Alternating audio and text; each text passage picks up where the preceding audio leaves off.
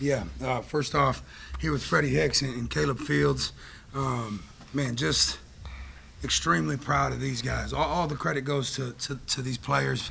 Um, you know, I don't know where to start. We talked about, obviously we played at their place last week, and they got us pretty good. I don't think they got our best effort. We knew that as a group. We held a couple guys back to make sure we were healthy coming into the Sun Belt tournament, and I'm not saying that's why we lost the game, but I know that they didn't get our best shot. And, that a loss like we took there last week can be demoralizing, but not with this group. I just told them I've been a part of some really good basketball teams, and I'm not taking anything away from any of the teams I've coached in the past, but I don't know if I've had a team in 15 years of coaching this game that's grown as much as this team. The selflessness, the discipline, the attention to detail, it seems like it gets better and better every single game. We just beat a really, really good basketball team. Dustin Kearns is a great coach, obviously coach of the year in this league, deservingly so, undefeated at home. I mean, they've got wins over Auburn. They've got wins over several teams that are going to play in the NCAA tournament. And that's a team that not many people would want to play in the NCAA tournament. So to find a way to beat them, and we did it with rebounding. We did it defensively. Again, one of our best defensive performances of the year. We just put two of our best defensive performances of the year back to back, and that's what it takes in a conference tournament. So thrilled with our guys' effort. These two and everybody downstairs in that locker room was connected from start to finish. They took the lead, and earlier in the year, in that situation, when we would give up a lead like that after having the lead the entire game, we would tend to bow our heads, and usually that would end up in compound mistakes. Not anymore, not with this group, and that's why we're able to gut this one out. Open up now for questions. JC, go ahead and kick it off. Coach, we talked about this back in non-conference, playing such a tough schedule, doing that, setting it up for now. How does that feel, looking back to then to now, how that's played a role into today? Yeah, I'm a firm believer, and I'm super appreciative of our administration for believing in what I believe. I walked into my first head coaching job and scheduled one of the toughest non-conference schedules in the Sun Belt, and they didn't bat an eye. And not many people do that, right? Guys want to schedule wins. But I spent all spring and summer with this group, and after coaching them every day and getting to know these guys at their core, I knew that we had a chance to be really good. And I just didn't think me scheduling wins to make myself look like a great ball coach was going to do anything for these guys. And like I said yesterday, we took some lumps early, but it's gotten us to where we are today. That game at Wisconsin, that game at Iowa, that game at Alabama, those games prepared us to be where we're at today. Another question front left here. Yeah, Freddie, just for you, that last shot, just what kind of led up to that shot, and then what was the kind of celebration, just everything like after when you knew that you sent your team to the championship? My fault. My teammates just trusted me to make the right play. At the end, I said I wanted the ball, and they trusted me. We just ran a play and it just worked out. But really, anybody could have hit that shot, and it's a good moment. But we didn't come here just to win 2 games. So we got one more left, and we know what's at stake, and really excited to have a chance to win the championship. I'm gonna intervene there a little bit because this is a humble dude right here. We went into that timeout, and he looked me in the eye, he grabbed me actually, and said, "Coach, give me the ball, I'm gonna win the basketball game." And I'm not making that up. He said it to me about 3 times. I said, I got you. He said, "Give me the ball, I'm gonna win us this game." And and he's proven that he has that in him. Not one dude in that timeout questioned it. Everybody said, "Let's do it. Let's get Freddie the ball." So we ran a play to get Freddie a keep, and App actually did a great job guarding it. They kept him out of the paint, and he hit a tough shot right after telling us that that's what he was going to do. Go ahead, Logan, in back right corner. Just for all of you, back-to-back nights with 3 minutes of effort from start to finish, especially the play leading up to that shot, getting 2 stops there. Just, what did you make of the team's defensive performance today? Just playing hard and just gritting out a stop. I mean, it's win or go home. So when you're in that position, you just got to grit out a stop and make it happen. That's what we did. Yeah, we obviously we've been a really good offensive team all year, right? And that's because we have really good players, and they believe in our system. So we knew that if we got better defensively, that we'd have a shot. And to these guys' credit, we probably watch more film than anybody in the country. Just when they think we're done watching film, we sit them down and watch individual film, and we don't get complaints. They're bought into what we want to do. They know what it takes to win. They know that we had to get a lot better defensively. And every single guy that stepped on that floor for the last 2 nights has had 2 of their best defensive games of the year. And that's what it takes to win in March. Go ahead, Dave. Dave Schultz, Locked On Sunbelt. Coach, was there a time this season, was there a game, and I'll ask all the players as well, that you could see what you were preaching was coming around? Was there a moment that, all right, maybe we turned a corner? You want me to answer first? Sure. I don't know that it was necessarily a single game. I think it was a series of games. We had a rough stretch where the Louisiana swing. You were there. We go to Lafayette, and to be honest with you, the final score wasn't indicative of how that game went. We got our butt kicked. We made a run at the end and then cut it to 7 at the end, but we got our butt kicked from start to finish. And then we went to Monroe, and Monroe was starting to play good basketball, and we blew a big lead at Monroe.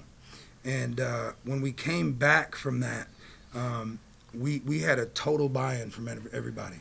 And that's the thing with a good basketball team. That trip could have caused our season to go one of 2 ways, and we went on a run after that. We turned around, picked up 2 huge road wins at Troy and South Alabama, both great basketball teams. Came back, played both of them the following week. We were able to beat both of them again at home, which is hard to do. And we really went on a run in the month of February, and that led into March. And I thought each and every game we got a little bit better. Go ahead, David. Yeah, David Rogers, High Country Sports. App State's known for having, especially 3 big guys in there. How did you neutralize those? What strategy did you use to neutralize those guys? Again, App State's a really good team. I mean, you're right. They've got size. I mean, they've got positional size across the floor. They play several bigs together, which is kind of the opposite of how we line up. And we felt like, the one area they've struggled all year, as good as they are, was shooting the 3. Obviously, they hit 2 yesterday, and both of those were in the first 3 minutes of the game. They hit 4 tonight, but we felt like we could help off a lot more and really blitz and double team their bigs on their catches and on the bounce as they went to make their moves into the post, and including Donovan Gregory. I mean, phenomenal player. He's had a heck of a year, heck of a career at App State. But we felt like we could send help on Donovan Gregory's backdowns and drives, and we did that tonight. And I thought it was able to force them into some tough shots. Rebounding was obviously one, but maybe maybe 3 bullet points that you would think of as the outcome of this game. I thought our pace. We talk about on offense pace and space, and.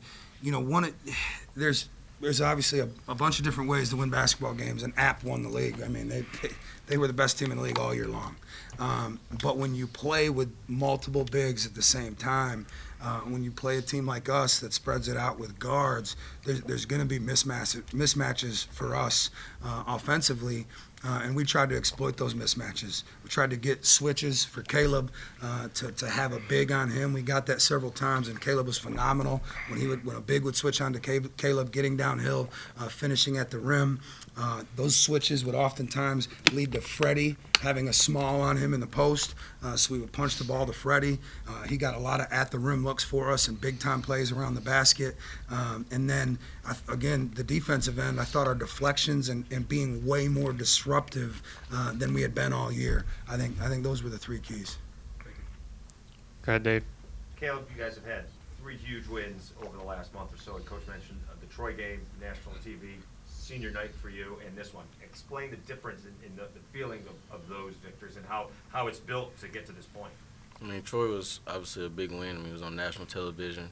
We gutted that out, and then senior night was a big night for me, just my last home game, and My brothers helped me win that game. And then obviously tonight, the last 2 nights, we went out there and played our butts off, and we're not done yet. We got one more to win. Another one on the second row here on the left. Zach Smith, High Country Sports. You guys have won, I think it's 10 of your last 12. There's only losses coming to App State, JMU. You've looked really good these last couple of days. What can we expect to see from you guys tomorrow? Hopefully more of the same. We want to continue to play, our best basketball right now. Again, it's these guys make me look like a much better coach than I am. Caleb Fields, to have him as my point guard and my leader, my senior leader, my first year as a head coach, unbelievable. Guy comes out, has 23 points, 6 assists. Freddie Hicks, I can't stress this enough. In an era where kids can transfer as much as they want, NIL is basically an open market right now. I mean, it's less recruiting and more how much money can I get. He was a highly sought-after transfer. Multiple SEC offers. Everybody in the country called this young man, and he chose to come home and play at Arkansas State. And so having two guys like this, Darian Ford, same thing. Darian Ford took SEC visits, chose to come to Arkansas State. Across the board. And then also to have a group like that to come in and to buy in, right now that's special. And I think that's why we're winning games. I think our leadership is elite. And again, I don't think I've coached a more cohesive unit than this group. Right here, front right. Devin Baxter, the Metropolitan coach, you mentioned giving up the lead there late. During that break that came right after, what was the message to the team around there at the end? First thing I said is we're going to win this basketball game. I said, I think Caleb was at the free throw line at that point. I said to the guys, I said, Caleb's going to knock down 2 free throws.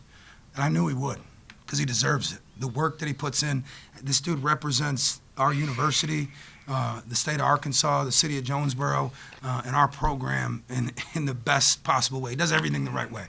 And guys like that deserve to step up and make 2 free throws. I knew he was going to. I said, Caleb's going to make these 2 free throws. We're going to get the lead, and we're not going to give it back. And the look on everybody's eyes in that huddle was complete and total buy-in. And that's what makes this group special. Go ahead, JC.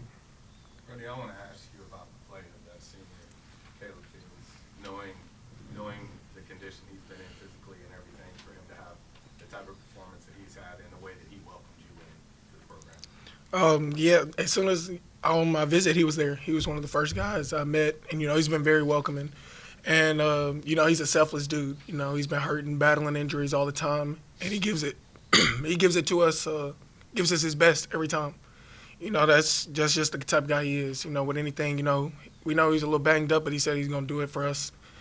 And that's just how our whole team is. But the way he runs our team and everything like that is crazy. And I haven't ever seen nobody get as much assists as him and stuff like that. So he can pass real good, and it's just crazy just watching him night in and night out. And I'm just proud we get to all experience this moment tomorrow, and it's gonna be a lot of fun.